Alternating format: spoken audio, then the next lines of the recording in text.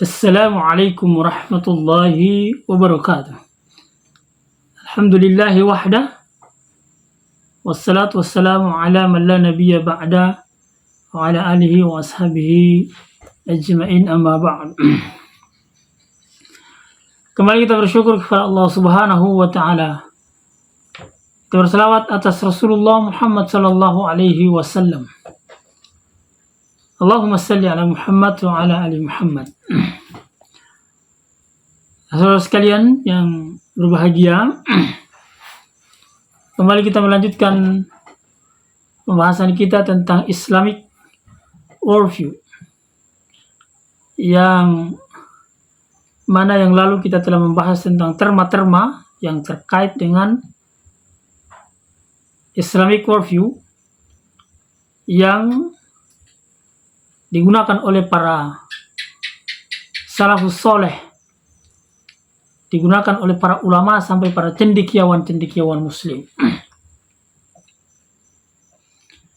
Yang kemudian mereka merujuknya kepada terma-terma agama, bahkan kepada terma-terma wahyu yang telah mereka kaji secara mendalam. Pada pembahasan kali ini saya akan membahas tentang kelanjutan pembahasan kita yang lalu, yaitu kegiatan awal pengkajian wahyu dan hadis yang telah dilanjutkan oleh generasi berikutnya setelah sahabat, kemudian tabi'in atau tabi'in, dan sampai kepada para ulama-ulama terdahulu kita. Dan bahkan tidak lebih dari 2 abad lamanya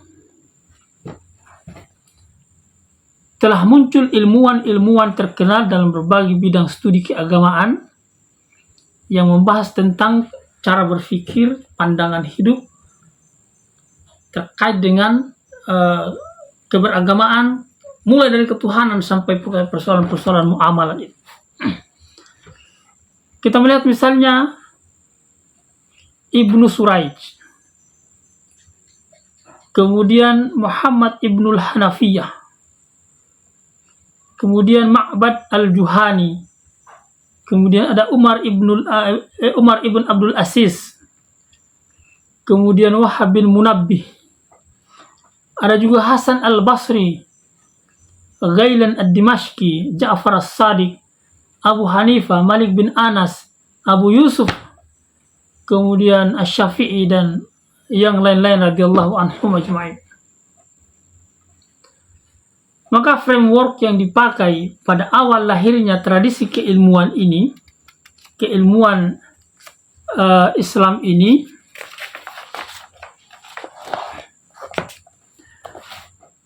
sudah tentu adalah kerangka konsep keilmuan Islam, Islamic Scientific Concept Scheme, yang kemudian diindikasikan adanya kerangka konseptual ini adalah usaha-usaha para ilmuwan untuk menemukan beberapa istilah teknis keilmuan yang rumit dan canggih yang kemudian berikutnya dapat difahami oleh umat masyarakat. Karena itu istilah-istilah yang diderivasi dari kosakata Al-Quran dan hadis lalu disederhanakan, kemudian dapat difahami oleh umat, oleh masyarakat pada umumnya, akan pada khususnya oleh para tulab, para penuntut ilmu di dalam Islam. Maka atas dasar framework ini dapat diklaim bahwa embrio ilmu atau sains dan pengetahuan ilmuwan di dalam Islam adalah struktur keilmuan dalam worldview itu, atau dalam worldview Islam itu, yang ditarik dari terma-terma Al-Quran, dari istilah-istilah Al-Quran dan hadis. Dan kalau kita cermati lebih mendalam, hal ini bertentangan secara diametris dengan klaim para penulis sejarah Islam kawakan dari Barat. Mereka-mereka yang mengatakan bahwa melakukan studi tentang Islam, tetapi kontradiksi dengan apa yang dikaji oleh para ulama, para cendekiawan Muslim yang mendapatkan cahaya keislaman itu. Kita melihat misalnya De Boer, kemudian Eugene Myers, ada juga Alfred Guillaume, kemudian ada O'Leary, dan banyak lagi penulis-penulis Barat yang menganggap bahwa sains di dalam Islam tidak ada asal-usulnya. Seakan-akan tidak ada sesuatu apapun yang berasal dari dan yang disumbangkan oleh Islam kecuali penterjemahan karya-karya Yunani saja. Sehingga kita melihat framework seperti ini diikuti oleh pengkajian para pengkaji filsafat yang kemudian mereka tarik dengan terminologi Islam yang di dalamnya terdapat berbagai macam penyimpangan-penyimpangan cara pandang dan cara berpikir Islam. Kita melihat misalnya ada Radha Krishna, kemudian Majid Fahri, Montgomery Watts, dan lain-lain. Yang mereka menganggap dan mengklaim diri mereka bahwa mereka adalah para pengkaji sejarah Islam atau pengkaji teologi Islam. Maka kita melihat bahwa dari keseluruhan istilah teknis tersebut yang diambil dari Al-Quran dan Hadis, kemudian memberikan pencerahan kepada kita bahwa betapa ilmu di dalam Islam itu sangatlah luas dan tidak bisa dijangkau dengan keterbatasan manusia itu sendiri. Dan ini juga dijelaskan dalam berbagai ayat di dalam Al-Quran. Saudara sekalian, adalah istilah sentral yang berkaitan dengan keseluruhan kegiatan belajar mengajar. Istilah ilmu. Istilah ilmu itu yang sejatinya adalah ilmu pengetahuan yang berasal dari wahyu atau sesuatu yang diderivasi dari wahyu atau sesuatu yang berkaitan dengan wahyu, al-ilm. Meskipun kemudian dipakai untuk pengertian yang lebih luas dan mencakup pengetahuan manusia, yang kemudian disandarkan dengan istilah-istilah yang datang dari Barat, dari luar Islam, dari ilmu-ilmu yang hanya mengandalkan panca indera manusia untuk menelusurnya, tetapi tidak mengandalkan khabar shadiq, tidak mengandalkan wahyu untuk mencari kebenaran dan pembenaran terhadap ilmu-ilmu itu sendiri. Karena itu perlu dicatat, saudara-saudara sekalian, bahwa meskipun wahyu telah dijelaskan oleh Nabi, namun di sana kita menjumpai banyaknya orang-orang yang hendak menjelaskan tentang wahyu ini dalam konteks yang lain, bukan dalam konteks yang diinginkan oleh sumber kebenaran itu, Allah Subhanahu wa Ta'ala dan Rasulnya Muhammad Sallallahu Alaihi Wasallam. Sehingga muncul berbagai macam persoalan-persoalan yang terbuka secara umum, dan sebahagian yang lain menganggap bahwa itu adalah bagian dari kebenaran itu sendiri. Maka muncullah istilah fiqh tafaqquh, yang kemudian setiap kita berbicara tentang agama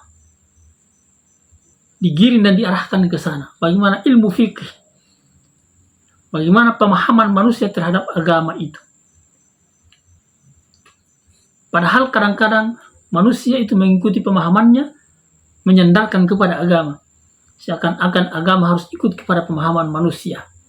Padahal tidak seharusnya begitu, tetapi sebaliknya, pemahaman manusia yang harus mengikuti terma-terma agama atau substansi dari kajian-kajian dari Al-Quran dan hadis-hadis Rasulullah Sallallahu Alaihi Wasallam. Jadi fikih atau tafaqquh pada periode ini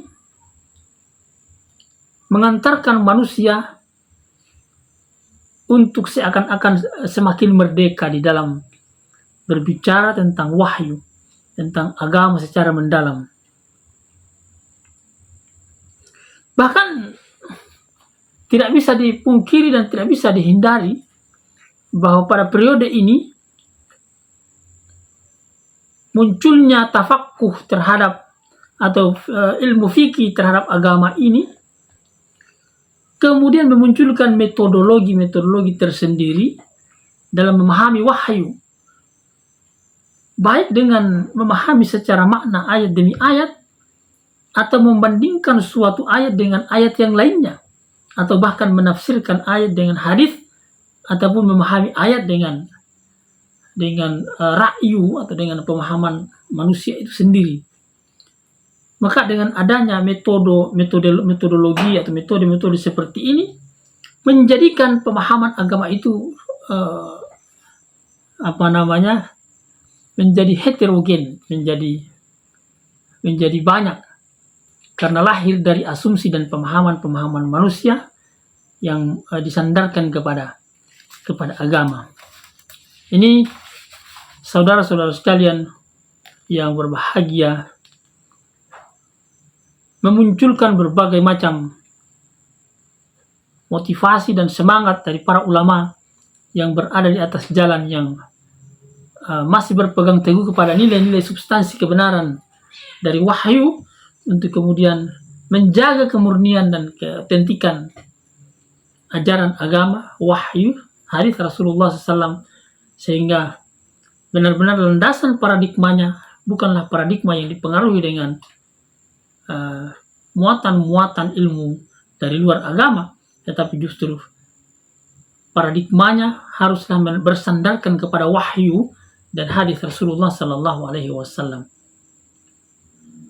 Karena itu penting mendalami worldview